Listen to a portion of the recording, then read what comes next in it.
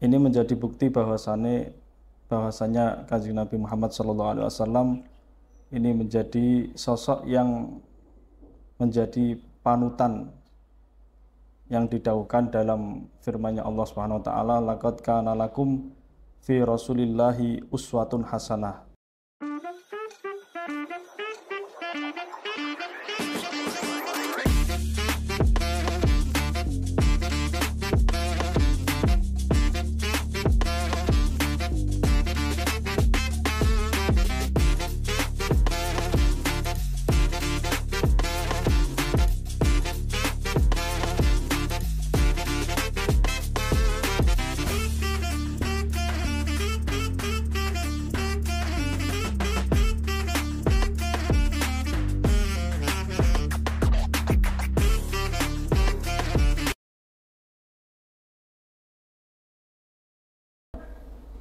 Assalamualaikum warahmatullahi wabarakatuh, sahabat muslim yang berbahagia. Kembali lagi bersama kami di segmen Sakofah. Hari ini kita memasuki episode yang istimewa di bulan Rabiul Awal yang penuh berkah ini, dengan tema Jejak Sejarah Nabi Muhammad SAW, Teladan Sepanjang Masa. Untuk membahas tema yang sangat penting ini, kita akan ditemani oleh beliau, Kiai Muhammad Ni'amullah Adib, selaku Mundir Ahmad Ali Fadul Jamil. Assalamualaikum, Yai. Waalaikumsalam warahmatullahi wabarakatuh. Di bulan yang mulia ini, kita diingatkan kembali pada kelahiran sosok yang mengubah peradaban dunia, yaitu Rasulullah Muhammad SAW. Kehadirannya bukan sekedar sebuah peristiwa sejarah belaka, melainkan titik terang yang membawa cahaya petunjuk dan peradaban mulia, yang hingga kini masih menerangi perjalanan umat manusia. Namun, di era modern yang kita hadapi hari ini, tantangan semakin kompleks. Krisis moral menggerogoti sendi-sendi kehidupan, akhlak mulia seakan terkikis oleh arus globalisasi, dan budaya asing yang tidak selalu sejalan dengan nilai-nilai luhur Islam. Lah, di tengah situasi seperti inilah, kita semakin membutuhkan kompas moral yang tidak lekang oleh waktu, yaitu teladan Rasulullah Muhammad SAW. Jejak sejarah beliau bukan hanya sekedar cerita heroik di masa lampau, tetapi panduan hidup yang abadi dan relevan untuk segala zaman. Hari ini, kita akan menyelami lebih dalam makna di balik sejarah kehidupan Nabi Muhammad SAW dan bagaimana teladan beliau dapat menjadi solusi atas berbagai tantangan yang kita hadapi di zaman sekarang. Penasaran dengan pembahasannya?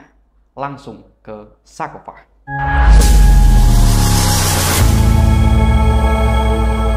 Nah, Gus, kita kan sering dengar nih, Gus, mendengar sosok Nabi Muhammad SAW disebut sebagai teladan bagi seluruh umat manusia, bukan hanya bagi umat Islam. Bisa panjenengan jelaskan apa sih yang membuat beliau menjadi sosok figur yang universal seperti ini? Jadi dalam kehidupan Kanjeng Nabi Muhammad SAW sebagai panutan di antara para bangsa manapun, baik itu bangsa Arab maupun bangsa seantero dunia, ini menjadi bukti bahwasanya Kanjeng Nabi Muhammad SAW ini menjadi sosok yang menjadi panutan yang didhawuhkan dalam firman-Nya Allah Subhanahu wa taala, laqad kana lakum fi Rasulillahi uswatun hasanah. Dalam ayat ini menjelaskan bahwasannya Nabi merupakan sebuah figur yang bagus, karena dalam sosok Nabi ini sebagai Rasul dan juga selain sebagai Rasul adalah sosok sebagai Nabi Muhammad SAW, yang mana dalam sosok Nabi Muhammad SAW ini dalam salah satu kejadian, dan ini banyak kejadian-kejadian yang Nabi Muhammad ini membela, salah satunya membela kelompok-kelompok yang tertindas. Ini jauh di masa jahiliyah, sebelum diangkat menjadi nabi Ini Kanjeng Nabi Muhammad sosok yang memang pribadi yang sangat menegakkan dalam keadilan. Salah satunya adalah ketika beliau berpartisipasi pada peristiwa Hilf Al-Fudul, sebuah sosok yang menginisiasi adanya perjanjian oleh kelompok tokoh terkemuka di bangsa Arab untuk menegakkan keadilan dan melindungi hak asasi manusia. Pada peristiwa tersebut, ini memang bangsa Arab yang dahulu atau dikenal bangsa jahiliyah, ini adalah sosok yang memang mengabaikan daripada sosok atau kebijakan hak asasi manusia. Ini menjadikan contoh bagaimana betapa Nabi Muhammad sebagai sosok suri tauladan yang memang benar-benar untuk dicontoh kepada semua bangsa manusia. Pada waktu peristiwa tersebut, di mana bangsa jahiliyah itu dikenal sebagai bangsa yang mana tidak mengenal hak asasi kemanusiaan. Dalam kondisi tersebut, pada awal mula Nabi Muhammad SAW sebelum diutus menjadi Rasul, ini Kanjeng Nabi Muhammad sosok yang mana sebagai figur utama di bangsa Arab pada masa dahulu. Ini menjadikan bukti bahwasanya Kanjeng Nabi Muhammad ini adalah seorang yang memang uswah hasanah. Pada waktu kesempatan dahulu, ini beberapa pemuka orang Quraisy yang memiliki daripada kejiwaan kemanusiaan berkumpul di rumah yang bernama Abdullah bin Jundan, yang mana dalam perkumpulan tersebut membuat perjanjian yang dapat menolong orang-orang yang terdalimi. Panggilan ini pun dikabulkan para pemuka orang-orang Quraisy besar berkumpul di suatu tempat yang mana salah satu tokoh yang besar dalam perkumpulan tersebut adalah Nabi Muhammad SAW. Peristiwa ini lalu dikenang oleh Rasulullah SAW dan diangkat menjadi nabi. Beliau ketika peristiwa ini, beliau mengenang ketika diangkat menjadi nabi. Peristiwa ini diabadikan di dalam kitab Dalail An-Nubuwah atau An-Nubuwah karya Imam Baihaqi. Laqad syahidtu fi dari Abdillahi ibn Jada'an khilafan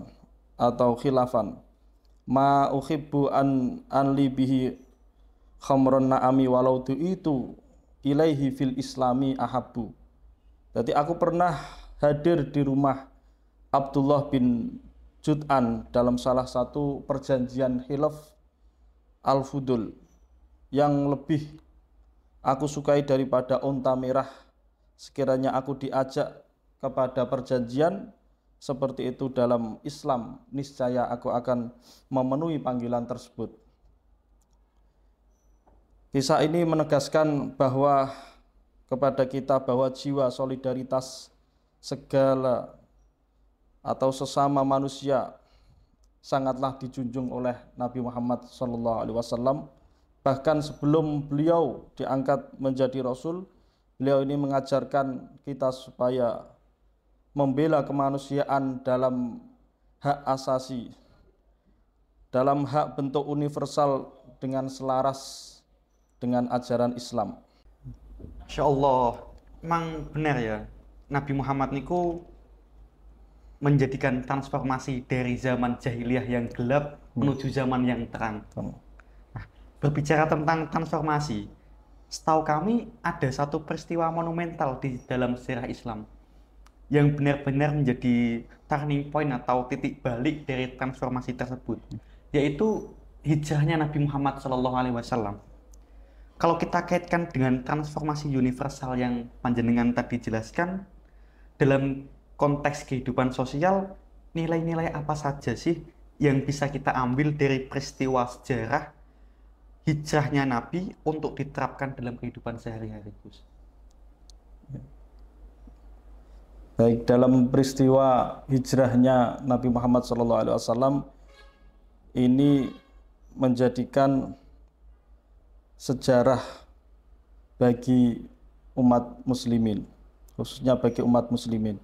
Karena dalam peristiwa hijriah atau bulan hijrahnya Kanjeng Nabi Muhammad ini banyak beberapa kejadian-kejadian yang memang perlu kita ketahui.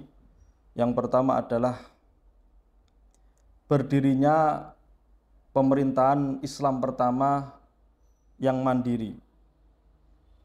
Dengan hijrahnya Nabi ke kota Madinah, Rasulullah SAW tidak hanya menjadi sosok spiritual, tetapi juga kepala kepemerintahan di kota ini, kota Madinah yaitu.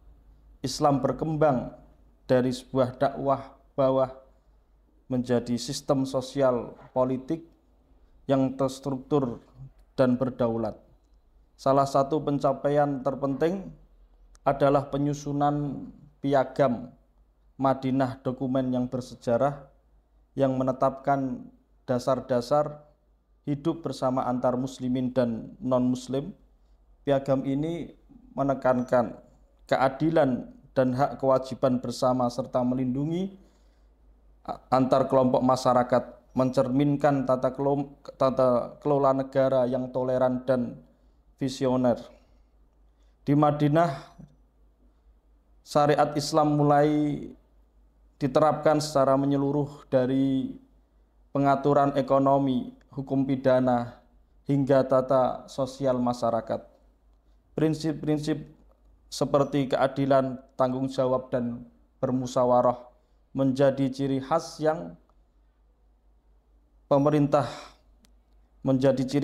pemerintahan Nabi Muhammad SAW dan menjadi acuan dalam merancang sistem kenegaraan ideal.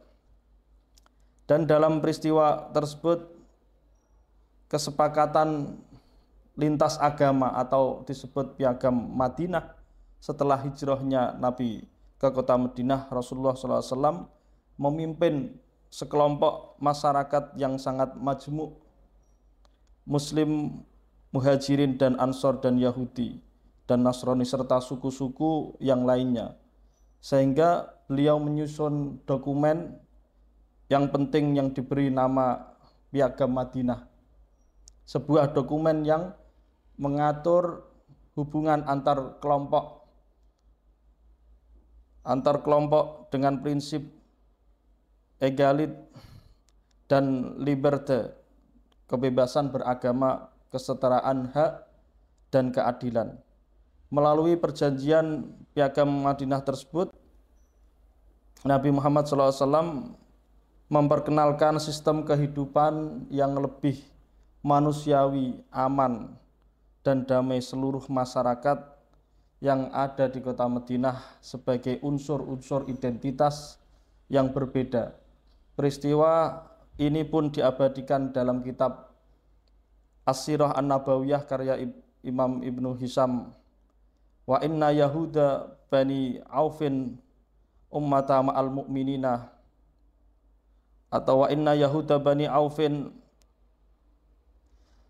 ummata ma'al mu'minina lil Yahudi jinahum walil muslimina dinahum. Artinya sesungguhnya Bani Auf adalah salah satu umat bersama kaum mukminin bagi orang-orang Yahudi mereka dan bagi kaum muslimin yang beragamanya mereka. Ini menjadi bukti bahwasannya ini menunjukkan bahwa Islam sejak awal pun mengakui dan menghargai hak asasi kemanusiaan, yang mana hidup secara berdamaian dengan secara damai meskipun dengan perbedaan dan keyakinan. Terus pada peristiwa model solidaritas sosial dan aksi nyata ini yang dilakukan kelompok orang-orang atau kelompok disebut muhajirin, yang mana mereka ini meninggalkan seluruh harta dan kehidupannya di Makkah ini langsung mendapatkan sambutan yang luar biasa daripada kaum Ansor yang ada di kota Madinah. Rasulullah SAW pada waktu hijrah di Madinah ini ada suatu peristiwa yang memang menjadi sebuah suri tauladan seluruh umat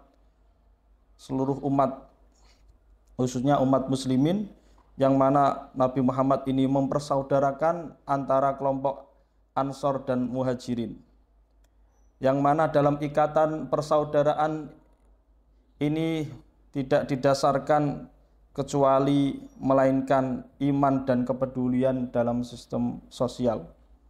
Ikatan persaudaraan ini bukan hanya simbolis bagi kaum Ansor, akan tetapi dalam persaudaraan tersebut, dalam contoh kaum Ansor membagi rumah, tanah dan sebagainya demi menopang kebutuhan saudara-saudaranya yang baru datang, atau disebut saudaranya yaitu sahabat Muhajirin.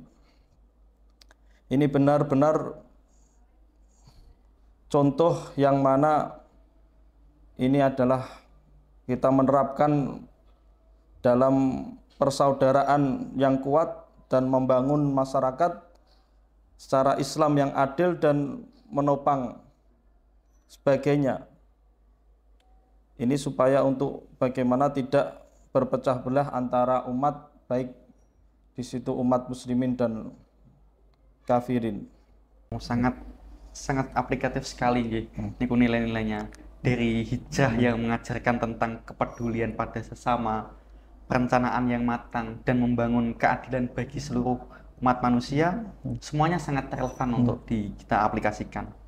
Nah, panjenengan kan mau sempat menyebut tentang persaudaraan antara Muhajirin dan Ansor. Dan itu mengingatkan saya bahwa dalam membangun relasi dan persaudaraan ini tentunya Nabi Muhammad SAW menghadapi berbagai tantangan dalam memimpin masyarakat yang sangat beragam. Dalam konteks kepemimpinan yang panjenengan singgung kita tahu bahwa Nabi Muhammad juga merupakan seorang pemimpin yang luar biasa. Nah, bagaimana cara beliau menghadapi perbedaan pendapat di tengah masyarakat yang heterogen seperti itu?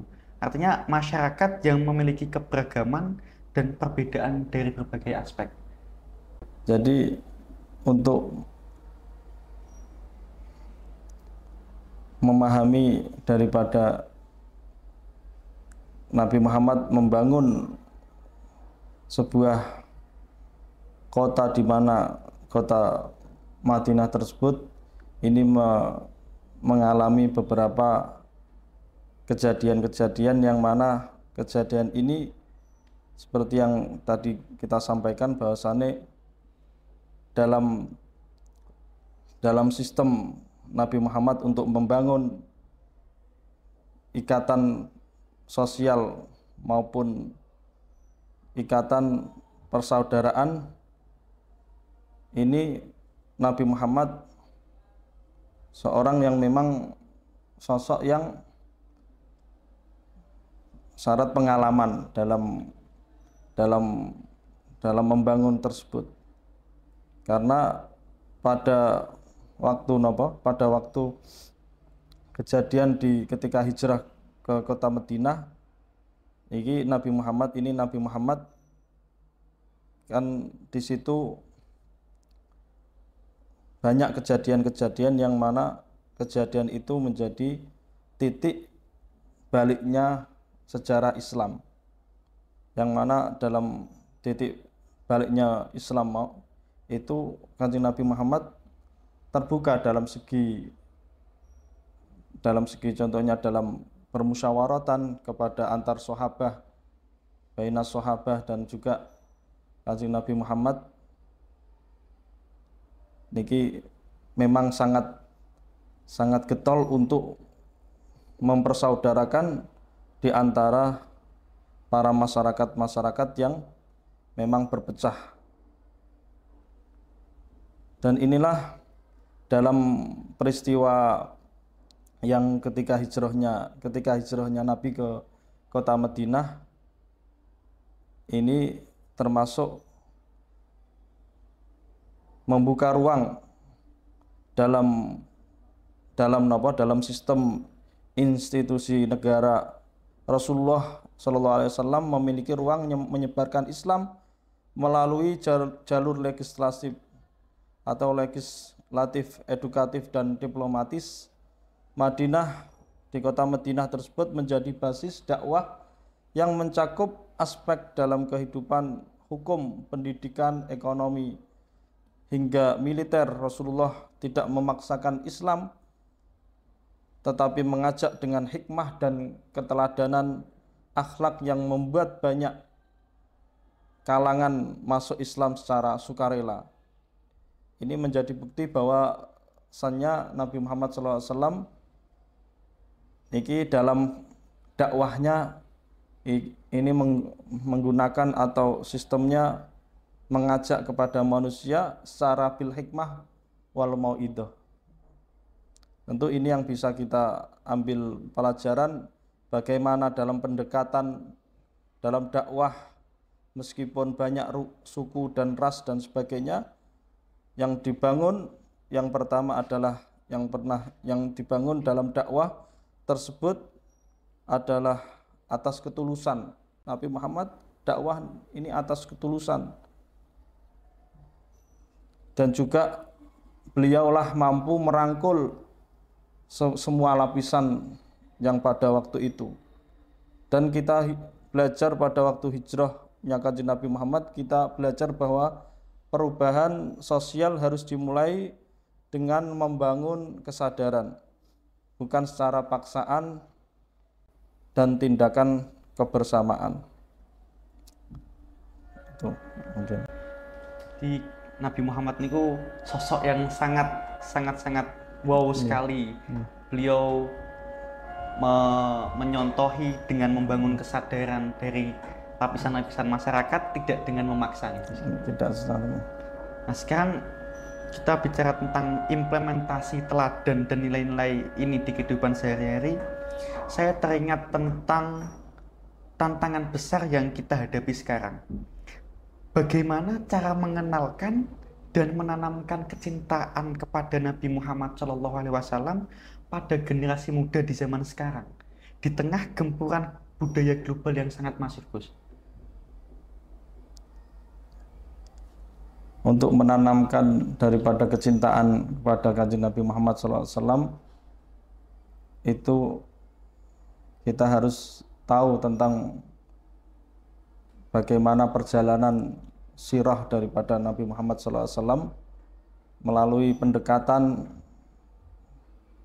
dengan cara kita sering membaca sirah-sirah yang ada dalam kitab, seperti hanya kitab Syama'il dan juga membaca sirah Ibnu Hisham dan sebagainya. Inilah untuk dimana kita menumbuhkan dengan cara pengetahuan sirah Kanjeng Nabi Muhammad, kita tahu semuanya, akhirnya kita memiliki kecintaan yang luar biasa. Itu salah satunya untuk bagaimana kita meneladani, tapi harus tahu bagaimana sosok Nabi Muhammad SAW dalam berbagai kehidupan. Terus kita ketika ingin menanamkan cinta kepada Nabi Muhammad dengan membaca sirah-sirah beliau, membaca sejarah-sejarah beliau. Nah, ini sebagai penutup dari acara menika, di momentum bulan Rabiul Awal yang penuh berkah ini, setelah kita bahas begitu banyak aspek tentang Rasulullah, dari segi universal, transformatif, kepemimpinan, sampai strategi mendekati generasi anak muda, apa nih pesan khusus panjenengan untuk generasi muda kita, terutama untuk para santri yang ada di sini, Gus? Khususnya pada momen bulan Rabiul Awal, di mana Nabi Muhammad SAW dilahirkan, ini kita merayakan dengan cara hal-hal yang positif, seperti membaca sholawat dan juga membaca sirah, membaca syama'il dan sebagainya, untuk bagaimana kita terapkan dalam kehidupan sehari-hari. Karena dalam berbagai daerah ini tentu semua gembira tentang atas kelahirannya Nabi Muhammad SAW dengan melakukan acara-acara yang positif, yang salah satunya dengan bersolawat dan juga mengadakan pengajian-pengajian, yang mana dalam pengajian tersebut ini menerangkan tentang syama'il Nabi Muhammad SAW dan juga tentang kehidupan Kanjeng Nabi Muhammad. Karena seperti hanya kita tahu bahwasanya Nabi Muhammad SAW ini termasuk makhluk yang pertama dilahirkan dalam segi dalam segi nurnya. Dari nur pertama ini Nabi Muhammad SAW pertama yang dilahirkan sebelum qoblal asya, ya, sebelum segala sesuatu yang ada di muka bumi itu adalah nur Nabi Muhammad yang pertama diciptakan. Sepertinya dalam riwayat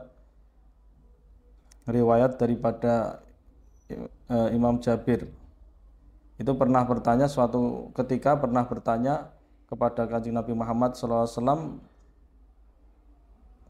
apa yang pertama kali diciptakan di muka bumi ini, apa wahai Nabi Muhammad?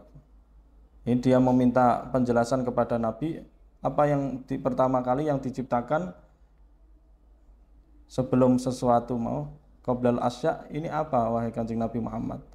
Nabi Muhammad menjawab bahasanya yang diciptakan, yang pertama kali yang diciptakan adalah nur Nabi Muhammad SAW.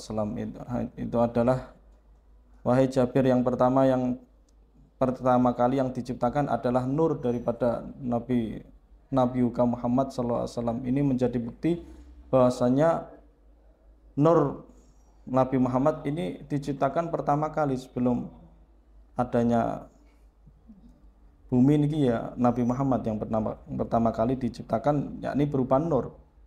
Adapun berupa jasad niki yang lainnya, yakni enggak menyebutkan dalam segi jasadan, akan tetapi menyebutkan dalam hadis itu menyebutkan nur saja. Jadi alhasil bahasanya untuk menumbuhkan kecintaan kita kepada Kanjeng Nabi Muhammad itu dengan cara pendekatan sama'il, dengan cara kita sering membaca sama'il, sering membaca manaqib Nabi Muhammad. Inilah yang bisa menjadi inspirasi kita semua untuk di masa modern. Di masa modern ini tentu banyak tantangan modernisasi atau yang lainnya, secara modern dan sebagainya, untuk masyarakat yang khususnya masyarakat muda dan sebagainya. Ini tentu harus mempunyai sosok tauladan, yang salah satunya tauladan tersebut ini tentu kiblatnya adalah Nabi Muhammad SAW, bukan malah kiblatnya atau menjadi sosok percontohan adalah yang bukan daripada orang-orang ahlul ilmi. Ini tentu sangat disayangkan ketika seorang ini mencontoh sosok yang memang bukan yang ahlul ilmi. Ini tentu hal-hal yang memang bisa menjadikan pengaruh pada masa kini. Demikian. Alhamdulillah kita mendapatkan pesan yang sangat inspiratif saking Kiai Muhammad Ni'amullah Adib. Semoga pesan-pesan ini bermanfaat bagi kita semua dan sahabat mus yang telah mendengarkan acara segmen Sakfah ini. Dan kami mengucapkan terima kasih sebanyak-banyaknya pada Yai Ni'amullah Adib atas segala ilmu dan hikmah yang sangat berharga di bulan Rabiul Awal ini. Lo sebagai host pamit undur diri.